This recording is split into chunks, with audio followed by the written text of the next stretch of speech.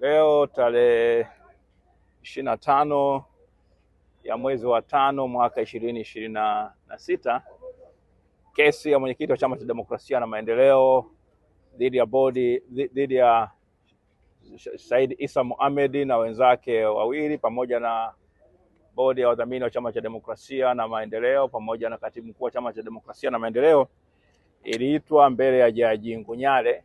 Haya ikiwa ni maombi ya mwenyekiti wa Chama cha Demokrasia na Maendeleo katika wadhifa wake kuweza kujiunga katika kesi ya msingi namba 83/23 ya mwaka 2025, ambapo Said Issa Mohamed na wenzake wawili wanadai kwamba kuna mambo ambayo sio mazuri katika chama chetu kuhusiana swala la mgawanyo wa mali na vile vile kwamba wanakosa haki zao za kushiriki katika siasa kupitia Chama cha Demokrasia na Maendeleo.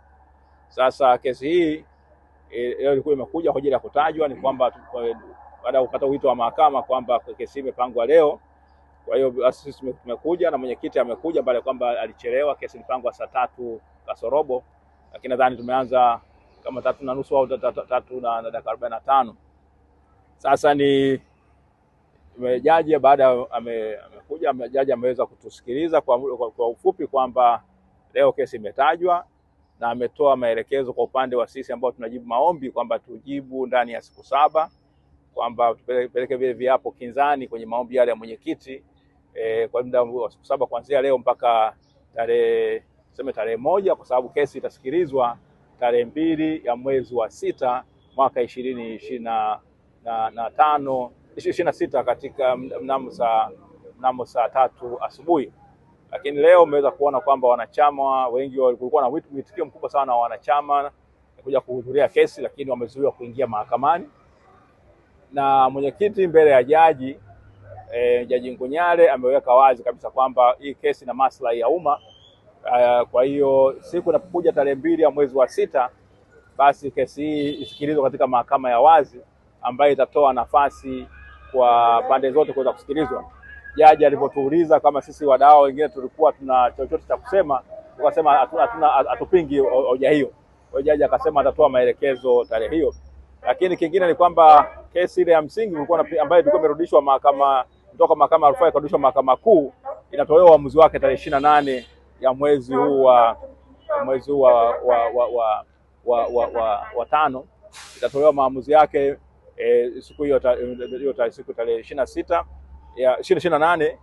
Basi tutategemea kwamba kesi hii itaendelea, itategemea nini kitakachoamuliwa tarehe 28 ya mwezi huu wa 5 2026. Kwa hiyo mambo bado yapo, lakini tunasema tutavuka mtu tukiufikia. Kwa hiyo tuangalie tarehe 28 maamuzi ya mahakama yanasemaje. Kama mahakama inasema bado ina mamlaka ya kusikiliza kesi hii, basi tutaendelea tarehe hiyo, tutapata maelekezo mazuri. Kesi ya mwenyekiti itakuwa na msingi wa kuweza kuendelea tarehe 2 ya huo mwezi wa 6. La kama kesi ya msingi haina nguvu, basi hata ile kesi ya mwenyekiti na yenyewe itaporomoka kwa namna hiyo. Lakini haya yote yasubiri tarehe hizo, na ndio tutaweza kujua nini ambacho kitaamuliwa na mahakama. Asanteni sana.